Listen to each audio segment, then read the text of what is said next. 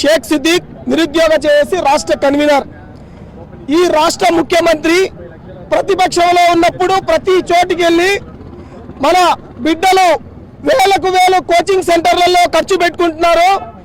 మన ప్రభుత్వం వచ్చిన తర్వాత 25,000 టీచర్ పోస్టులను మెగా డిఎస్సి ఇస్తానని చెప్పేసి మాట చెప్పి ఓట్లు వేయించుకున్నటువంటి ముఖ్యమంత్రి ఈ రోజు నిరుద్యోగులందరినీ డిఎస్సి అభ్యర్థులను మోసం చేశాడు.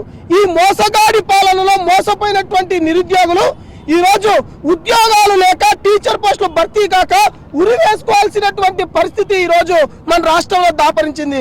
ఈ రోజు మంత్రి బొత్స సత్యనారాయణ గారు ఒక మాట అంటున్నారు, ఎక్కువ మంది చదువుకోవడం వల్ల మాత్రమే నిరుద్యోగిత శాతం మన రాష్ట్రంలో పెరుగుతుందంట.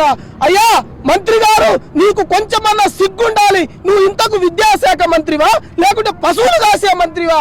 ఈ రోజు రాష్ట్రంలో నిరుద్యోగులు వేరే రాష్ట్రాలకు వెళ్ళి ఉపాధి లేక అక్కడ గిగ్ వర్కర్లుగా జొమాటో వర్కర్లుగా పనిచేసుకోవాల్సిన పరిస్థితి. ఈ రోజు రాష్ట్రంలో దాదాపుగా 5 లక్షల మంది నిరుద్యోగులు కళ్ళకు కాయలు కట్టేటట్లు డిఎస్సి కోసం ఎదురు చూస్తున్నారు. దాని గురించి మాట్లాడరు.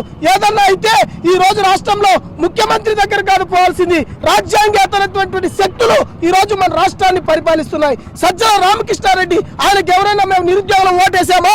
ఈ రాష్ట్ర ప్రజలు ఏమన్నా ఓటేశారా? ఆయన దగ్గరికి వెళ్ళి కాళ్ళల్లో పడి మేము దండం పెట్టి ఆయన ఉద్యోగాలు ఇవ్వండి అని అడగాల్సిన పరిస్థితి ఈ రోజు రాష్ట్రంలో ఉంది.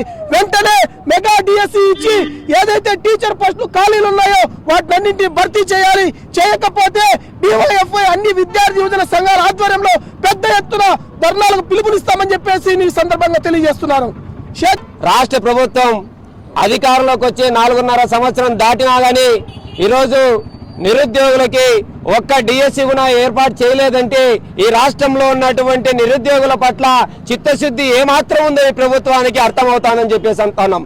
రాష్ట్ర ముఖ్యమంత్రి ప్రతిపక్షంలో ఉన్నప్పుడు ఊరు వాడ తిరిగి నేను ఉన్నాను, నేను విన్నాను అని చెప్పేసి మన ప్రభుత్వం అధికారంలోకి వస్తే ఏటా డిఎస్సి నిర్వహిస్తాను, ఏటా జాబ్ క్యాలెండర్ విడుదల చేస్తానని చెప్పేసి అధికారంలోకి వచ్చిన తర్వాత ఈరోజు ఎన్ని డిఎస్సీలు వదిలావు, ఎన్ని జాబ్ క్యాలెండర్ వదిలావు అని చెప్పేసి రాష్ట్ర ప్రభుత్వాన్ని నిరుద్యోగుల పక్షాన మేము డివైఎఫ్ఐ అడుగుతా ఉన్నాం.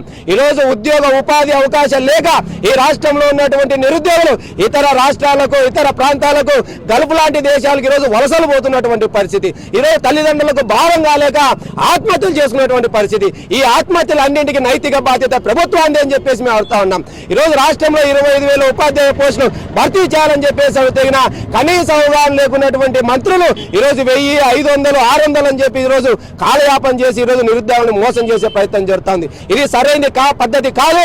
ఏదైతే